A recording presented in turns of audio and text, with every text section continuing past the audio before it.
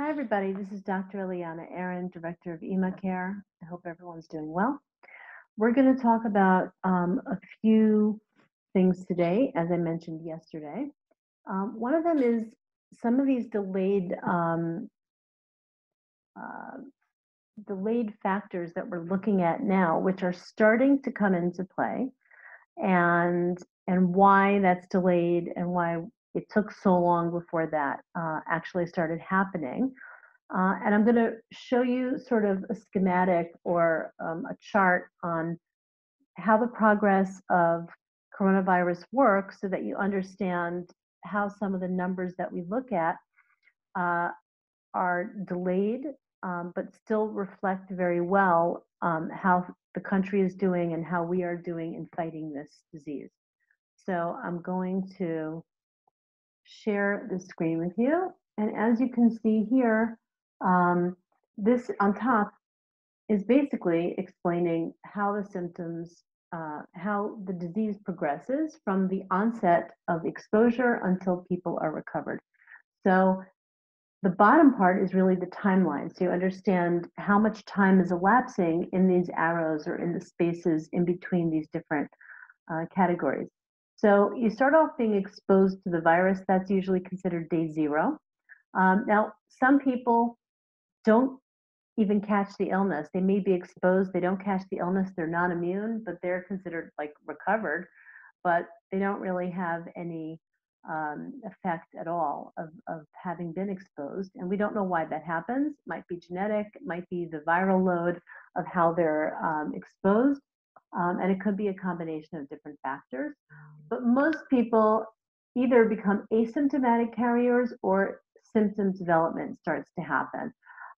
And basically those things, if you look down here, symptom development is between 2 and 14 days with an average of 5 to 7 days before you start seeing symptom development. For people who are asymptomatic, they're not going to have any particular symptoms, obviously, but they will start showing positive testing around the same time period, which is, like I said, an average of 5 to 7 days, but it could be between 2 and 14. And that's where the quarantine of 14 days really comes in. It is based on science. And as you can see here on the bottom of the timeline, quite a few of the numbers are fitting into that 14-day period. So it gives us a good idea. And again, that's most people. Now, if you are an asymptomatic carrier, the next stage is obviously to be recovered. So as you can see here, and this is a number we've been tracking very carefully, which right now has been showing us significant jumps in the last few days, and you can see that on some of the charts that we'll go through later.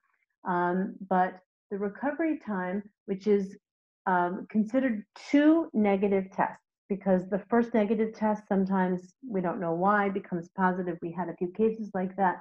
So that's considered the standard. That's between 14 and 42 days. So it's extremely delayed. Remember, days 0 to 42 days, that's a long time. That's 6 weeks.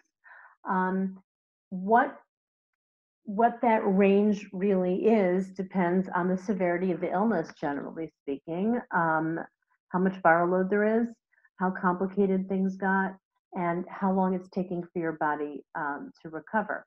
So someone who's asymptomatic is most likely to be on the earlier end of that range. But someone who has complications and symptoms is going to push off towards that 42-day mark.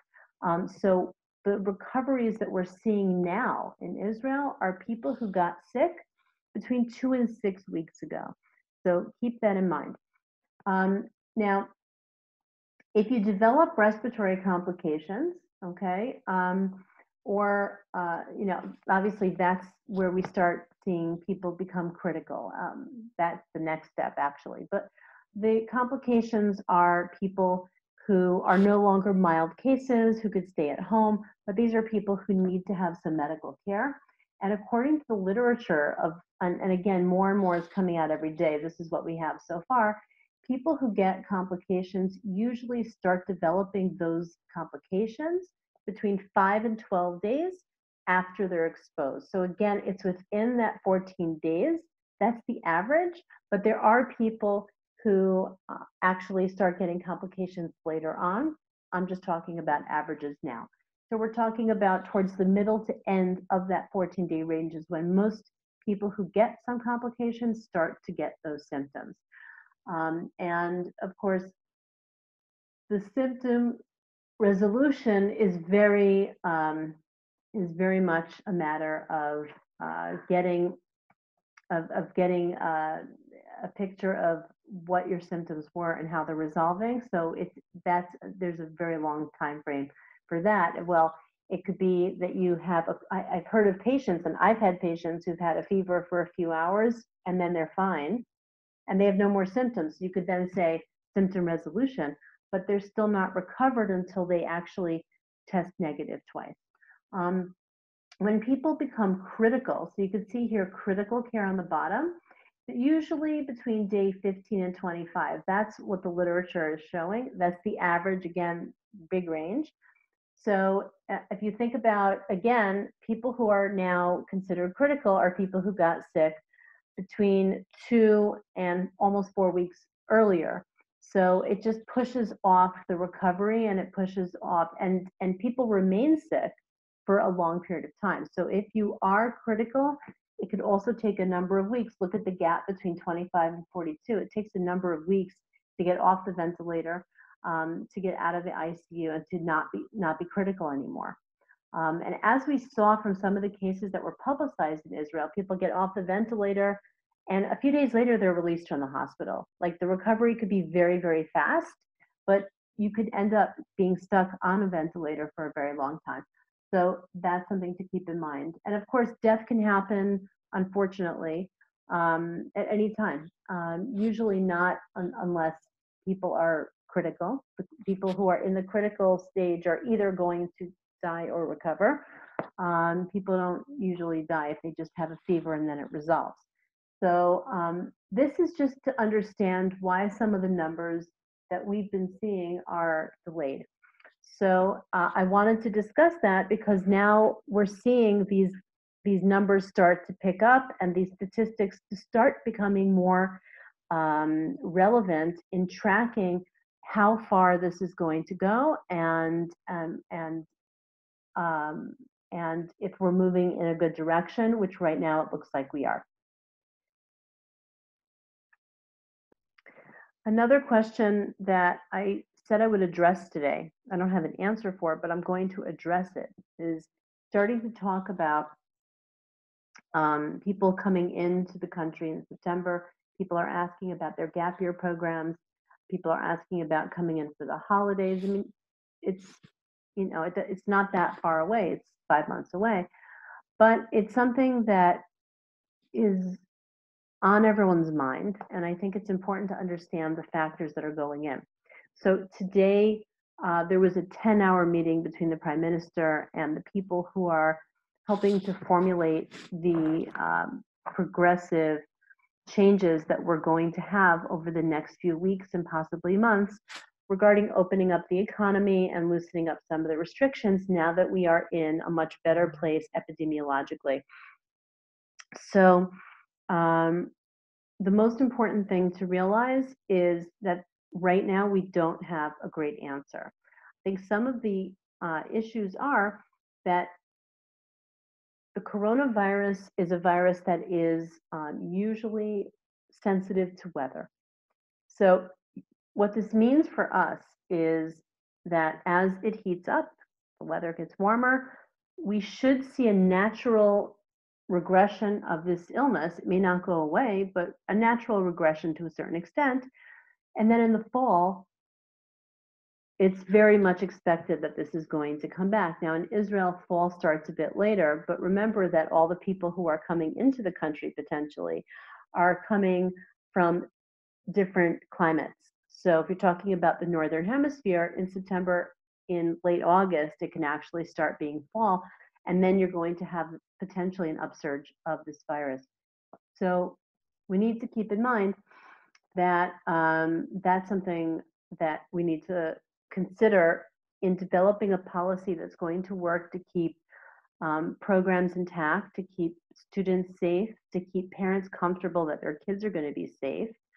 There's no doubt in my mind that coronavirus is going to be here in the upcoming academic year because there's not going to be a vaccine by September. Vaccines take longer to develop. I hope that we have a vaccine sometime in the deep winter or maybe the spring of next year. Even that might be optimistic. It really does depend on a lot of factors. But certainly by the end of next academic year, we should have a vaccine. The question is, um, can there be gap year programs? Can there be an opportunity for people to visit Israel and or to stay and learn in Israel or to study in Israel? And the answer is yes, there can be opportunities like that. However, we need to see how the best way is to structure um, the programs. For example, programs where people are um, in a regulated program as opposed to a sort of a more loose program may be more comfortable for the government to allow because it means people are under the guidance of some kind of protocols that are being laid out for people in these programs as opposed to tourist like situations where people are sort of wandering around saying, oh, let's go to this restaurant or that restaurant. And they don't realize that a new restriction came out. So I think it's very important to keep in mind that we're trying to build protocols right now that are going to make government bodies in Israel feel comfortable allowing these programs to continue and allowing students to come, but at the same time taking into consideration that we may be in a very different place August, September. So we need to find that balance of being able to get kids to be able to come here, students to be able to come, but also to keep them safe. So as you may know, today we had this big meeting and the government is starting to loosen up some of these regulations. So the hotspots are most of the hotspots are being maintained in terms of keeping them under quarantine or under full closure. But for other people, they are going to start letting people, instead of 100 meters from their home, they can go to 500 meters from their home. They can be with one other person who's not in their immediate family. I believe masks in public are still going to be required, but you will be able to exercise with one other person. Let's say go jogging or walking for up to 500 meters away from your home.